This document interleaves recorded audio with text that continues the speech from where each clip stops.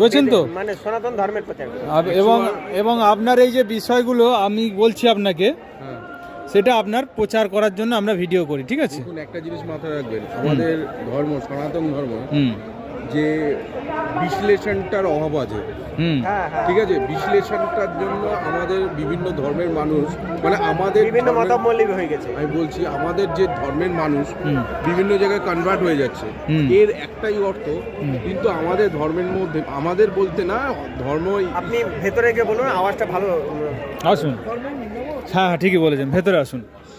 যেটা হচ্ছে আমাদের যে ধর্মটা আছে, বসুন ওখানে, বসুন ওখানে, বসেন না, দাঁড়িয়ে। আচ্ছা বলুন, হ্যাঁ বলুন, আপনার বক্তব্যটা বলুন।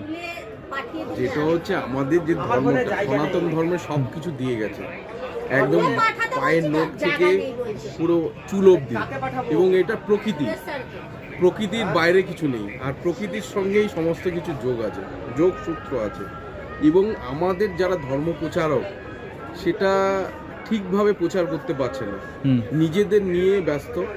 এক নম্বর, মানে নিজে বিশ্লেষণটা করতে হবে, আমি কেন আসবো, মানে আমি তো জন্মগ্রহণ করেছি, আমাকে সেইভাবে আমি কেন কনভার্ট হবো? এই কনভার্ট হওয়ার পেছনে অনেক কারণ আছে। আপনাদের ওদিকে কি এইসব হচ্ছে?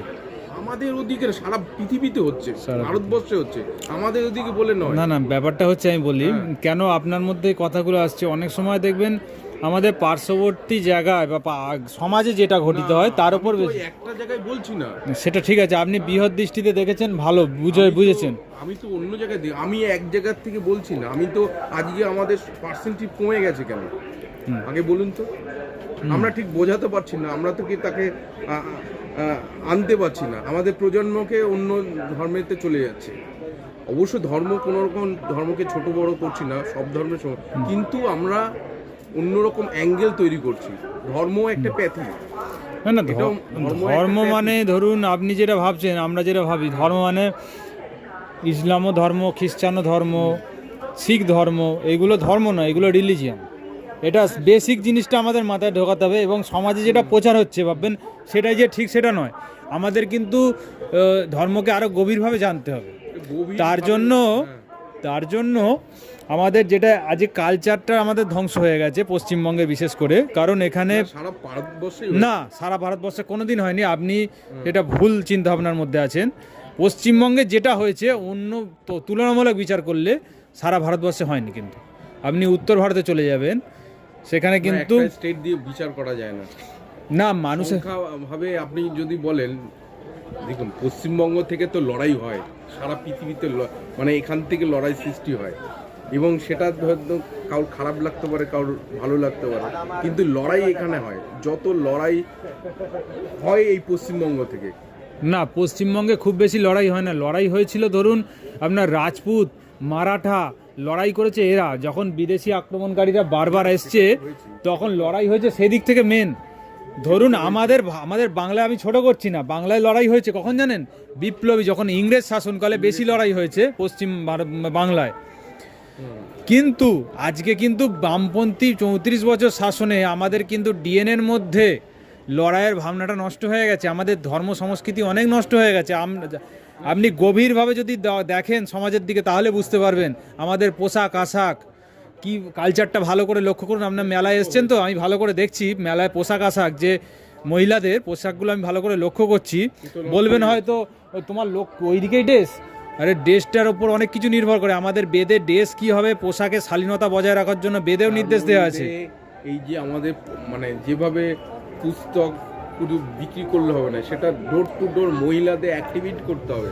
এবার মহিলাদের আপনি কিভাবে অ্যাক্টিভেট করবেন? আমাদের তো মহিলা সমাজটার মধ্যে নেগেটিভিটি ঢুকে গেছে। তারা তো রিলসের চক্করে পড়েছে, মোবাইলে রিলস বানাচ্ছে আর পয়সা ইনকামের ধান্দায় চলে গেছে। তারা তো অশ্লীলতা থেকেও ছড়াচ্ছে। তাহলে আপনি এবার ভেবে দেখুন, যেই সমাজে মহিলা ধ্বংস হয়ে যায় সেই সমাজকে কেউ বাঁচাতে পারবে না। কারণ কি, সংস্কার প্রথমে আসে মেয়েদের থেকে, মানে মাতাদের থেকে। যেটা হচ্ছে আইনটাই হচ্ছে ঢুকে গেছে কাল। আপনি একটা কিছু করতে গেলে এখন আইনটা চলে আসছে, ঠিক আছে, করতে হচ্ছে। এবং আগে যখন আইনে যখন ছিল না, বাধ্যতামূলক ছিল না, তখন কিন্তু এই প্রবলেমটা ছিল না। আইন তো আছেই, আইন তো ক্ষতি করেছে অনেক, তাদের অপার স্বাধীনতা দিয়েছে। আমি তো আপনাকে স্টেপ নিয়ে নিতে পারবো না, আমাকে প্রমাণ করতে হবে। এবং আগে আগে কি হতো, আপনাকে প্রমাণ করতে হতো। কিন্তু আপনি যদি সবার মূলে যান, মূল মূল কারণ কি এই সমাজের এই অবস্থার জন্য, তার মূল হচ্ছে গুরুকুল শিক্ষা ধ্বংস। ঠিক আছে, এইটা যদি আমাদের দেশে আবার ফেরানো যায়, কিংবা বিদ্যালয়ের মধ্যেও কিছু ধর্মীয় শিক্ষা ঢোকানো যায়, কালচার আসে, তাহলেই সমাজের উত্থান করতে পারবেন। আর না হলে এই সমাজে আপনি টপ করে কিছু করতে পারবেন না। কারণ ওখানেই মেন ছোটদের থেকেই শিক্ষা হয়, ছোটদের যেমন শেখাবেন সেরকমই হবে। রাইট, এটা এতগুলো কথার মধ্যে একটা ভালো কথা বলেছে। ঠিক আছে, যে একটা প্রাপ্তবয়স্ককে না বোঝালে সে অনেক প্রশ্ন করবে, একটা শিশুকে বোঝালে তার মধ্যে সারা জীবন থেকে যাবে, বীজ রোপণ করে দেবে। এটা খুব গুরুত্বপূর্ণ। তো আপাতত আপনি ঘর থেকে শুরুয়াত করুন, ঠিক আছে? আমি অবশ্যই। হ্যাঁ, তো আপনি কিছু গ্রন্থ এখানে নিয়ে যান, যেমন সত্যাত্মপ্রকাশ। আমি আপাতত অনেক আমাদের সোনারপুরের স্টল থেকে কিছু কিছু নিয়েছি। আর্য সমাজের স্টল ছিল ওখানে। হ্যাঁ, সোনারপুরে আচ্ছা। আমি এইটা নিচ্ছি, যজ্ঞ বিজ্ঞান। হ্যাঁ, যজ্ঞের কেন করা উচিত, যজ্ঞের কি উপকার, করে নিচ্ছি আমি। এটা ভালো আছে, মোটামুটি তথ্য এটা আছে। আমি দেখি, কারণ চাপিয়ে দিলে তো হবে না। তারপরে এইটা নিতে পারেন, যোগেশ্বর শ্রীকৃষ্ণ। কৃষ্ণ, দেখুন আজকে আমাদের সমাজে আমাদের যে পূর্বপুরুষ ভগবান, তাদের চরিত্র সম্পর্কে আমাদের কি আইডিয়া আছে? আমাদের একদম zero। বাচ্চাদের কি শেখাবো আমরা? যদি কৃষ্ণের কথা বলি, কে কি বলবেন বলুন? কৃষ্ণের চরিত্র কি আপনি জানেন বলুন? আপনাকে প্রশ্ন করছি, আপনি কি জানেন কৃষ্ণের জীবন? এটা তো বললে রাত হয়ে যাবে। একটা, বেশি নয়, বেশি নয়। কৃষ্ণের চরিত্র দেখুন, একটা জিনিস মাথায় রাখবেন, মানে আমি আপনাকে একটা জিনিস বলবো, আপনি কিভাবে কোন দিকে যাচ্ছেন আমি জানি না, তবে ধর্ম বলতে গেলে আমরা বিভিন্ন উল্টো দিক দিয়ে ধারণা মানুষকে দিই। না, ওই প্রশ্নে আমি যাচ্ছি না, ভালো করবো। আপনাকে জাস্ট একটাই প্রশ্ন করেছি আমি, কৃষ্ণের চরিত্র তার মহাভারতে কি ছিল, কি অবদান, তো হ্যাঁ বলে জাস্ট দু একটা আমি কিছু তার সারাংশ যদি জানতে চাইছি, বেশি নয় আপনার থেকে, দু একটা বলুন। পুরোটাই আমাদের সংসার জীবনে কৃষ্ণ, পুরোটাই হ্যাঁ, যেমন অনেক কিছু সংসার জীবন থেকে সমস্ত কিছুই আপনার কৃষ্ণর অবদান। সে যে ঠিকঠাক পালন করবে তার কিন্তু সংসারে শান্তি আসবে। ঠিক আছে, সে যেভাবেই হোক, তিনি একজন মানে সংসারে থেকেও এমন জীবন পালন করেছেন যেটা সংসার জীবন, স্বামী স্ত্রী যে মিলন, মানে যেভাবেই হোক তার যদি ওই রূপ, সে যে কোনো ভাবেই হোক সেটা যদি পালন করা হয়, সমস্ত শান্তিটা ফিরে আসবে। না, ওনার ইতিহাসে ধরুন কিছু, যে ওনার বিবাহ, ওনার স্ত্রীর নাম কিছু জানেন? কত বছরে বিবাহ হয়েছিল? অতটা মনে নেই। তো আমি বলে দিই, এই বইটা যদি পড়েন, আপনাকে গ্যারান্টি দিচ্ছি কৃষ্ণের যে চরিত্র মহাভারত অনুসারে, আজকে আমরা কৃষ্ণের চরিত্র জানি কি রাধার মাধ্যমে আমরা কৃষ্ণের চরিত্রকে বদনাম করি অনেক সময়, যে কৃষ্ণ না এটা রং। আপনি বলেন, আপনি এটা তাহলে আপনাকে বলছি, তাহলে একটা ছোট্ট করে প্রশ্ন করি। কৃষ্ণ মানে নবদ্বীপে হরে কৃষ্ণ বলে, হ্যাঁ, আর এতে বলে রাধে রাধে, দুটো কোনটা ঠিক কোনটা ভুল বলুন তো?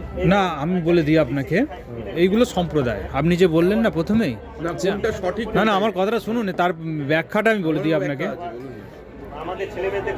আমাদের এই যে বৈষ্ণব সম্প্রদায়, শৈব সম্প্রদায়, ঠিক আছে, বিভিন্ন সম্প্রদায় আছে, তো তাদের আলাদা। ধরুন হর হর মহাদেব, আপনি শৈব সম্প্রদায়ে চলে যাবেন, নাগা সাধু এখানে যাবেন, সেখানে কিন্তু হর হর মহাদেব তারা বলে। মহাদেব। আপনি বৈষ্ণব সম্প্রদায়ে চলে যাবেন, সেখানে হরে কৃষ্ণ, কেউ রাধে রাধে বলছে। তো যখনই সম্প্রদায়ে যাবেন তখনই ভিন্ন মত পাবেন, তার আলাদা আলাদা তার রীতিনীতি পাবেন। কিন্তু আপনি যখনই, আমাদের মূল সিদ্ধান্ত, আমাদের ধর্মগ্রন্থের নাম কি বলুন? মহাভারত, গীতা আছে, আমাদের ধর্মগ্রন্থ বলেছি। আচ্ছা, ধর্মগ্রন্থ একটাই হবে কিন্তু মূল, তাও বলে দিলাম। আচ্ছা আচ্ছা, আমাদের ধর্মগ্রন্থ হচ্ছে যে আপনি একে চন্দ্র, দুয়ে পক্ষ, তিনে নেত্র, চারে হ্যাঁ, বেদ অখিল ধর্মমূলম, মনুস্মৃতিতেই বলা হচ্ছে বেদ হচ্ছে অখিল ধর্মের মূল। ঠিক আছে, বেদের কি নিলাম ওটা, তো বেদ আমাদের ধর্মগ্রন্থ। কিন্তু এই যে আপনাকে প্রশ্ন করলাম, আপনি বলতে পারলেন না, তাহলে এবার ভাবুন, আমাদের আপনি বললেন না, এইগুলো আমাদের ভাবতে হবে কি, এটা ছোটখাটো বিষয় নয়, এটা আপনাকে ছোট করছি না আমি, কিন্তু আমাদের ধর্মগ্রন্থের নাম আমরা জানি না, এটা কিন্তু একটা বেদটা আমার মানে এই মুহূর্তে মনে আছে, কারণ এইখানেই কনফিউশন। এই যে বললেন গীতা, কেউ মহাভারত বললেন, রামায়ণ বললেন, কেউ বলবে ভগবত পুরাণ, ঠিক আছে, আলাদা আলাদা সম্প্রদায়ে চলে যাবেন সেটা বলবে, ঠিক আছে। তো এই জায়গাটায় আমাদের মূল বললাম না, গুরুকুল শিক্ষা থাকলে আপনাকে বলতে হতো না, এই প্রশ্নটা করলে আপনি সঙ্গে সঙ্গে উত্তর দিতেন, ঠিক আছে। এই তো এটা তো ফল্ট, এটা ফল্ট, বিশাল বড় ফল্ট আমাদের পরে। হ্যাঁ, আমাদের দেশের সংস্কৃতি রক্ষা হয়নি তার জন্যই। হ্যাঁ, ইংরেজরা যেটা লুপ্ত করেছিল সেটা আমাদের দেশের রাজারা সেটা প্রতিষ্ঠা করেনি। এটা বড় আমাদের দুর্ভাগ্য, আজকে সমাজের এই অবস্থা হতো না। গোড়া থেকে আমাদের গন্ডগোল। না, ইংরেজরাই আমাদের সংস্কৃত পড়াশোনা থেকে শুরু করে সব বন্ধ করেছে। আপনি জানেন না ইতিহাস ওদের, ভয়ানক ইতিহাস ওদের। আপনি ভাববেন না কিছু উন্নয়ন করেছে হয়তো, কিন্তু আমাদের দেশকে মারাত্মক শোষণ করেছে ইংরেজরা। এই বাংলাতেই 40 থেকে 50 লক্ষ লোককে দুর্ভিক্ষে হত্যা করেছে তারা, জানেন ইতিহাস, আমরা জানি না। কিন্তু ইংরেজরা কত ভয়ঙ্কর, ওরা কত প্ল্যানিং করে কাজ করেছে, তার প্রভাব আপনার মধ্যে এখনও আছে। এই যে আপনি শিখতে পাচ্ছেন না, আপনি সংস্কৃতি জানেন না, নিজের সংস্কৃত ভাষা জানেন না কেন? ইংরেজরা তো সংস্কৃত ভাষা যারা পড়াতো তাদের উপর অত্যাচার করতো, তাদেরকে শাস্তি দিত। তারা চেয়েছিল তাদের ইংরেজি কালচারটা ভারতবর্ষে প্রতিষ্ঠা হোক, নিজেদের আমাদের সংস্কৃতিটাকে ধ্বংস করছেন। এখনো চলছে। আপনি তো করছেন, আপনার বাচ্চা কাচ্চা আছে, বিয়ে করেছেন? না, বিয়ে করেন, তাহলে তো আপনি তো আরো খারাপ জায়গায় চলে গেলেন। এবার শুনুন, আমি যেটা করছি শুনুন, আমি আমার ছেলেকে ইংলিশ মিডিয়ামে বাংলা মিডিয়ামে দিয়েছি, তার জন্য অনেক লড়াই করি। বাংলা দিন, তার সঙ্গে নিজের সংস্কৃতিকে শেখান, গুরুকুল পরম্পরা। এই যে আপনি ধর্মের বিষয় বললাম, একটু ধর্মগুলোকে শিখুন, শেখান। শেখার জন্যই তো এই সব ধর্মের, তার জন্য সত্যার্থ প্রকাশ আগে পড়ুন। বিভিন্ন মতপথ সম্প্রদায়ের যদি আপনি ঢুকতে চান, পুরাণ যদি পড়তে চান, আপনার জীবন শেষ করে ফেলবেন। মহর্ষি দয়ানন্দ সরস্বতী কয়েক হাজার গ্রন্থ অধ্যয়ন করেছিলেন, তারপর সত্যার্থ প্রকাশ লিখেছেন। তো ওনার এটা কেন অভিজ্ঞতাটা নেবেন না আপনারা এই ফার্স্ট যুগে এত পড়বেন কেন এখন? আগে ওইটা পড়ুন, তারপর বিচার বিবেচনা করুন কতটা সত্য কতটা মিথ্যে, তারপরে অন্যান্য সম্প্রদায় যাবেন, সেখানের কালচার জানবেন। আর যেটা বলতে বলতে কেটে গেল, আমাদের মূল হচ্ছে নমস্তে। কারোর সঙ্গে কথা হলে, কোনো কেউ এলে তার সঙ্গে অভিবাদন হচ্ছে নমস্তে করা, হাত জোর করে। নমস্তে মানে নমো, মানে ধরুন আমি সম্মান দিচ্ছি আপনাকে একটা, সে আপনি ছোটই হন বড়ই হন, কোনো ব্যাপার নেই, সবাইকেই, কারণ সবার মধ্যে জীবাত্মা আছে। আপনার শরীরের যে ভগবানটাকে আমি নমস্কার করলাম, আমি ওইটাই বললাম, জীবাত্মার দৃষ্টিতে সবাই আমরা সমান, কিন্তু আমি কেউ ছোট কেউ বড় ওটা অন্য। এর আরো অনেক ডিপে মানে আছে, নমস্তে আরো ডিপে মানে আছে। তবে নমস্তে হাত জোর করা মানে কি হয়, এটা একটা অঞ্জনী মুদ্রা, ঠিক আছে। যখনই ওটা তো আবার অন্য লাইনে যোগের মধ্যে বিজ্ঞান, যোগের, এটা যোগের সিদ্ধান্ত। হ্যাঁ, তো এইগুলো আপনি জানুন, জেনে আপনাকে আপনার বাচ্চাকে শেখান। এখান থেকে কিছু কিছু ভালো ভালো বই নিয়ে যান, বেশি টাকা নয়, লাগে না এগুলোর জন্য, এগুলো মানে দরকার। আর ঋগ্বেদ ভাষ্য ভূমিকা আছে এই বইটার মধ্যে, প্রচণ্ড ভালো ভালো তথ্য পাবেন। ঋগ্বেদ বেদেরই একটা ভাগ, 4 বেদের মধ্যে একটা হচ্ছে ঋগ্বেদ, ঠিক আছে। এর মধ্যে সূচিপত্রটা দেখুন, আপনি বুঝতে পারবেন এগুলো কতটা প্রয়োজন আজকের সমাজে আমাদের জন্য। ঈশ্বর প্রার্থনা, বেদ উৎপত্তি, বেদানাং নিত্যত্ব বিচার, বেদ বিষয়, মানে এখানে যে এটা বেশি দাম নয়, মাত্র 60 টাকা দাম। এখন হয়তো একটু বেড়েছে দেখছি, এখন 150 টাকা হয়েছে, এবারে দাম বেড়েছে হয়তো। তো এতে যা তথ্য আছে, সৃষ্টিবিদ্যা জানতে পারবেন বেদের, ঠিক আছে। এইগুলোকে না, এই ধর্ম পুস্তকগুলোকে আরো সস্তা করে দিতে হবে। মুক্তি বিষয়, আরো সস্তা, বর্ণ প্রথা, এই বইটা মারাত্মক বই, তবে তো পড়বে। আপনি এই যে শুনুন, আমি একটা বই কিনলাম, দেখুন এইটা হতে পারে, আমি এটা কি বইটা কিনলাম দেখুন, এই বইটার দাম নিয়েছে আমার থেকে 135 টাকা। না, আমি ওটা বলছি না, আপনি আমার কথাটা বুঝতে পারছেন। এটা 135 টাকা। সবার জন্য স্বাস্থ্য, সবার জন্য শিক্ষা, সবার জন্য এটাকে, কিন্তু এটা ধরুন এই বার্তাটা দিতে হবে সবার জন্য। কিন্তু এই বইটার মধ্যে যা জ্ঞান আছে তো জানবেন আপনি, এই 150 টাকার এর মূল্য নেই। আরেকটা কি জানেন, এর মূল্য দিতে পারবো না। আরেকটা জিনিস মাথায় রাখবেন, কোনো জিনিসকে বেশি সস্তায় করে দিলে সেই জিনিসের গুরুত্ব থাকে না, এটাও মাথায় রাখবেন। কিংবা ফ্রিতে যখন কোনো কিছু দেবেন আপনি, সেটা নেবেন না, ফেলবে না। কারণ শুনুন, ধরুন আমরা বই কিনতে পারি না অনেক সময় পয়সার জন্য, না তার জন্য ব্যবস্থা আছে আমাদের।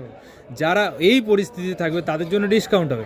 এবার সবাইকে যদি ডিসকাউন্ট দেয়, একটা সংস্থা ধরুন চালাতে গেলে কিন্তু প্রচুর কষ্টে পড়ে যেতে হবে, ঠিক আছে। এমনি পশ্চিমবঙ্গে মানুষ দান করে না সেরকম, এটা অন্য রাজ্যে নয় যে গুরুকুল ভালো চলে, আমাদের রাজ্যে সব কিছু। এই সাই বাবা সংস্থায় প্রচুর দান করে, ফ্রিতে দান করে। কি বলছেন আপনি? ওষুধ ফষুধ হ্যানা ত্যানা কি চাইছেন আপনি, সব পাবেন। শুনুন, আর্য সমাজ এমন একটা সংগঠন, জানেন কি আর্য সমাজের সম্পর্কে কিছু?